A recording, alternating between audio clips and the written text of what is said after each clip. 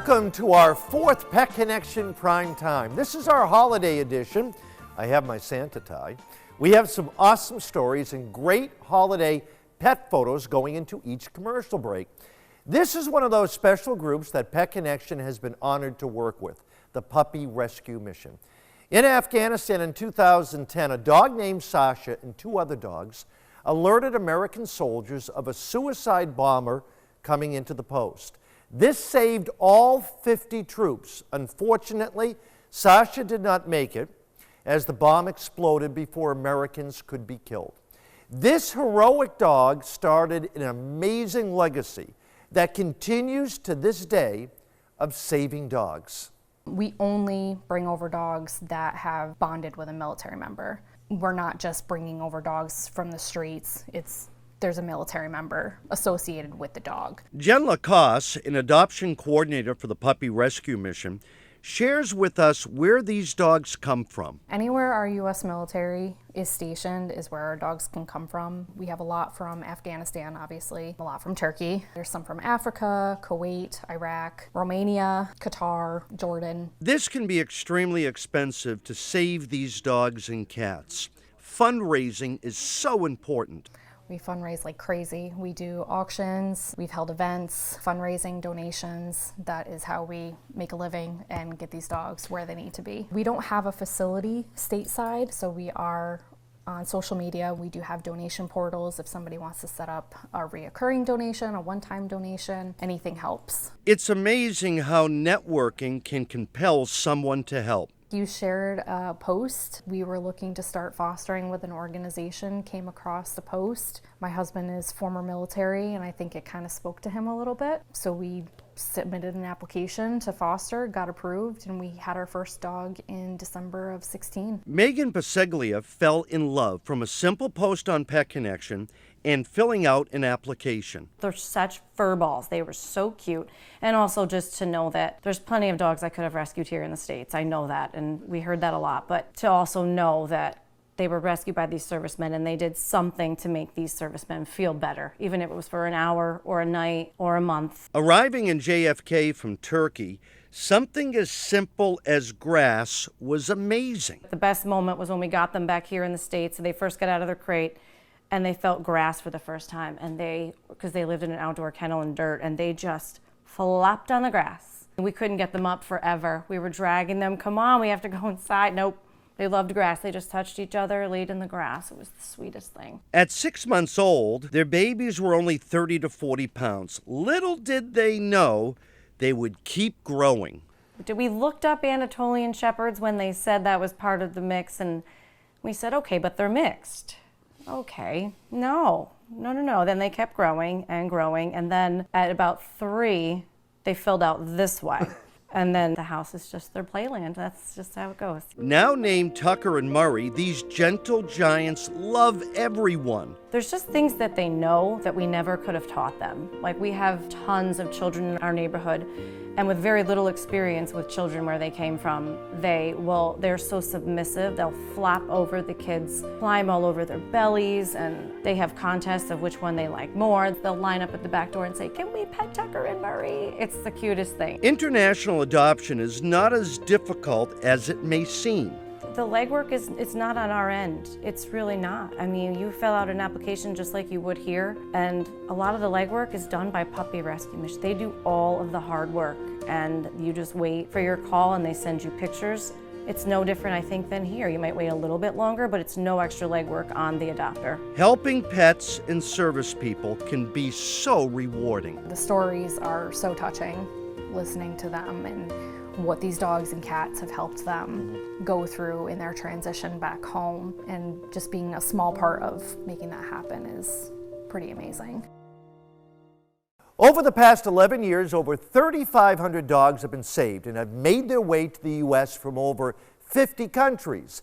This is Phil and Scar, rescued from Turkey.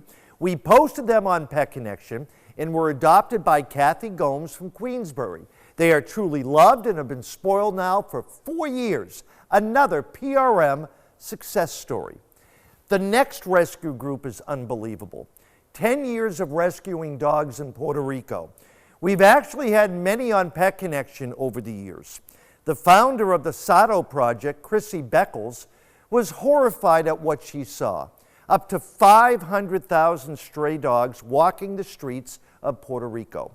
The term Sato means mixed breed, unwanted stray dogs. We are hoping to change this. Chrissy Beckel, who is the founder and the president of the Satos Project, she actually went on vacation down to Puerto Rico, now it's probably 11 years ago, and she just saw a lot of stray dogs, a lot of abandoned dogs, dogs actually getting hurt when she was out there on vacationing, and she just couldn't get it out of her mind. It just destroyed her. So she came up here, did a lot of research, did some networking, and she just needed to go back. So she moved back there full time to start a rescue. Emily Thomas, a foster coordinator for the Sato Project, explains why the huge need to help. People sometimes just don't get the dogs spayed or neutered. They might not have the funds, they might not have the education, so then unfortunately the dogs are out and they mate, and that's one of the reasons. Currently is because of the hurricanes and the earthquakes that have been shattering families and the environment there. People are just trying to take care of themselves. There's a terrible place where so many dogs are dumped. The Sato Project stepped up. There is a place called Dead Dog Beach, which Chrissy ended up getting cleaned up almost completely before the last hurricane. Now it's an area that the Satos Project monitors every day.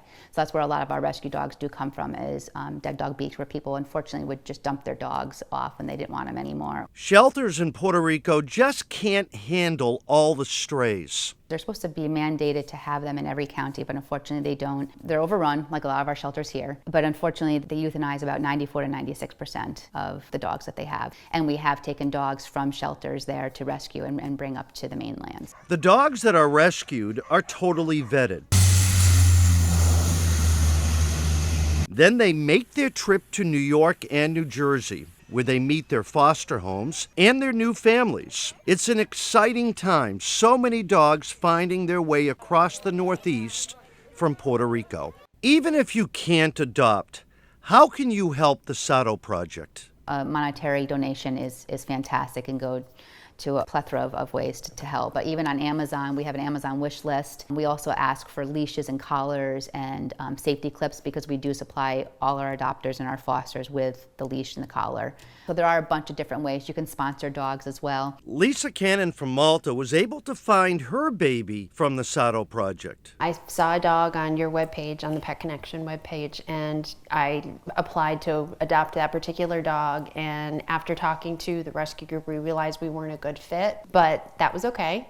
I mean, that's another nice thing I like about all of the rescue groups, is they really try to match families up with the right dog so that you do get a good fit. Less than a week later, they gave us a call and said, oh, we have this other dog that's available. Would you be interested? And they showed us her picture and we fell in love, and that was it. So she was here less than a week later. Seeing the videos of Beatrix in Puerto Rico showed how happy she was. She just was running around with her tail wagging, and just even in the shelter, she looked like she was a happy little dog.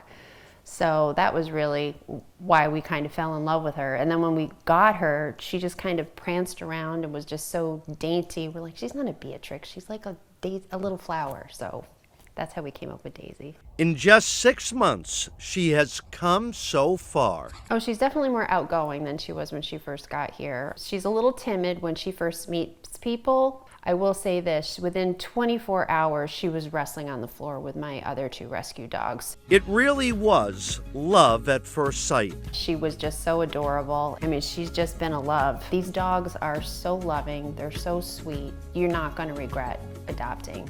Emily truly loves what she does, saving dogs. You just fall in love with them, but when you meet their parents and you see how happy their parents are, or the kids, and the little dog's tails wagging, it's just wonderful. It's just wonderful to see that.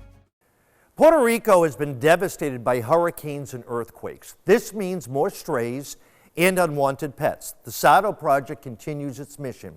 In 10 years, over 6,000 dogs and cats have made their way to the U.S.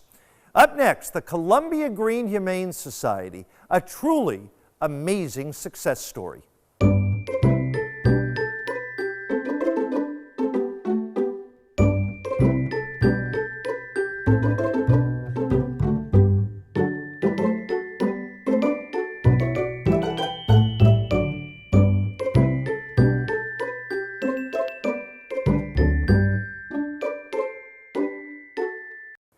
There is a special place in Columbia County, the Columbia Green Humane Society. It started in 1955 with just 5 kennels. That was it. More was needed. In 2014, through the efforts of so many people, a new shelter was born, giving thousands of pets a second chance and helping the entire community. It was a big process to get this done, as you can imagine. And the community stepped up in an unprecedented manner when we asked them to, and we were able to build an organization that served everybody for every need they have on animals. You know, we have a surgical suite. We spay and neuter about 1,500 cats a year, about 600 dogs. It wasn't just spay and neuter people needed because of low income. They can provide a wonderful, loving home for an animal, but they have limited funds. So then we started the low-cost health and wellness, where you can get vaccines and basic care at a reduced rate. It keeps animals in the home, keeps them safe, and it keeps them happy. Ron Perez has been the executive director at the Columbia Green Humane Society for 24 years. They are one of the originals of Pet Connection 30 years ago, back when things were so much tougher. With any job, it gets stressful and there's pressure. I will step back and say it could be like we were before, where there's literally pictures of me taking baling wire and putting our dog runs together because they were falling apart. So we've come a long way, and it's completely due to wonderful staff. I have a great staff. Shelters have all sorts of pets needing homes, more than just dogs and cats. Rabbits and guinea pigs, we always have them. Domestic rats, which are very popular these days. As you know, they're quite clever. Smart, too. They are. They make wonderful pets. You know, again, we try to, whatever the needs are of people, we try to meet them. The food pantry is so important for so many families. On average, we give away about 35,000 pounds of food a year. During COVID, it bumped up to about 40. And we put a request out on social media that we're going to need some help because we have people lined up for food.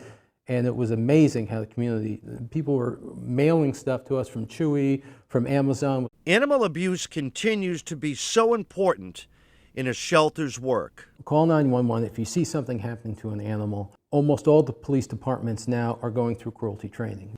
And because of technology today, if a deputy may be out on a farm, they may see a horse that they suspect animal cruelty, they can take a picture and send it to me or send it to one of my investigators. The cruelty aspect, it's always one that gets a lot of attention, and it's sad, but it's an essential part of what we do. If you would like to help the shelter by volunteering, please reach out to them. And remember, the food pantry is always looking for donations to help needy families so they can keep their pets.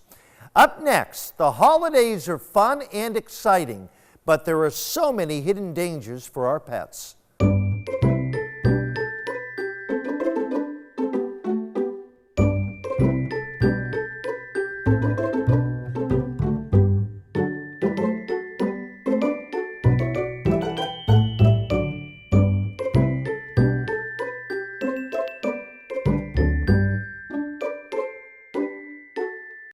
We all get excited about the holiday season, but always remember there are so many dangers for our pets. It's also another reason why we always say never adopt for the holidays. Wait till after New Year when things calm down, especially for puppies and kittens. They can get into everything. Make sure your dogs or cats do not chew on limbs or droppings from a tree. Ingested pine needles could get lodged in the intestinal tract. Don't let your pets drink the water from the base of the tree. This water can actually have chemicals, and also bacteria can form with older water. Watch out for any ornaments and lights that pets can reach. Leave the bottom of the tree empty if need be. And remember, electrical wires getting chewed on can cause a lethal dose of electricity to a pet. And tinsel can be dangerous if ingested. This actually could cause intestinal blockage. Obviously, do not leave any unattended candles. Pets can knock them over and start a fire. Now, some of those starter logs that many of us use, be extra careful, as they do contain chemicals. Plants can be very poisonous and even deadly if eaten. Here are some to keep out of your house if you have pets: ivies, hollies, mistletoe, and poinsettias. And if you have to have them, get the fake ones. They're so much safer. And watch out for any small toys. Some dogs or cats may swallow them, and then you may have big problems. As for foods, we all want to spoil our pets, but be extra careful. No leftovers or table scraps. This could very well upset their stomachs. We're all guilty of this. Maybe just a tiny bit, but that's it. Avoid meat bones, especially turkey. They may splinter and cause blockage, and this can be fatal. Candy, stay away from chocolate and any candy containing xylitol. Any citrus or pits from fruit can cause irritation. Coffee grounds and beans, raw eggs, grapes and raisins can cause kidney disease. And watch out for nuts, onions, and salt. And especially keep a close eye on the trash. Pets have a way of sniffing it out, reaching in, and grabbing stuff. Be sure it's stored safely. Also, please be careful with everyone coming and going in your house. Be sure your pets don't run out the door. Up next, Rob Lindenmuth baking up a special recipe for our dogs.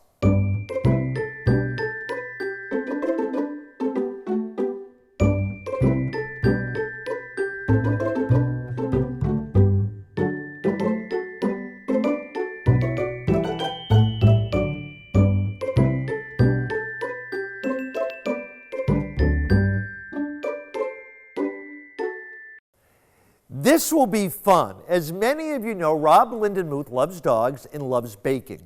This guy can bake. Today he's going to share a recipe for cooking up a special treat for your dog, and it's good for them.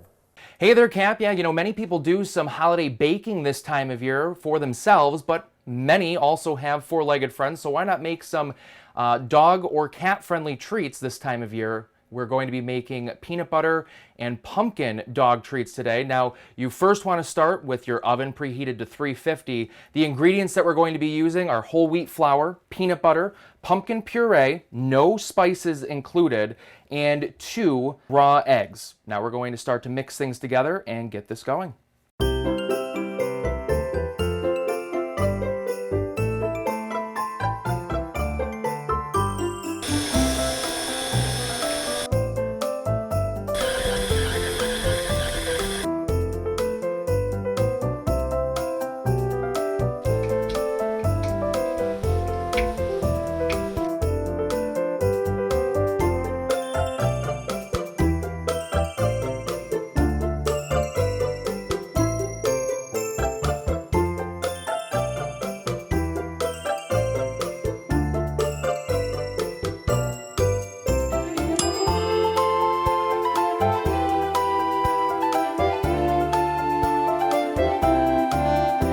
And once the cookies are cooled, you can of course put them in an airtight container to make them and make sure that they're fresh for your four-legged friend. And of course, if you're making these goodies for a friend, like my friend Steve Caparizzo, we all know he's got a few dogs, you can put them in a nice little Christmas goodie bag and pass them off.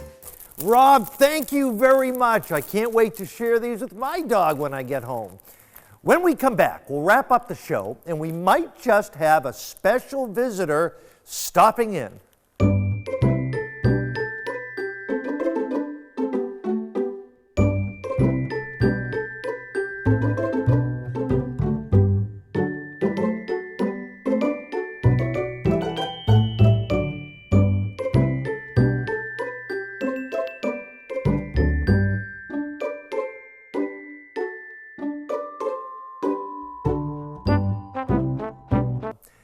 Thank you, everyone, for joining us. Hope you enjoyed the stories and all the great pictures of pets with Santa Claus.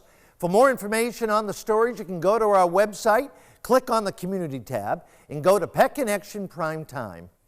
I think I hear something.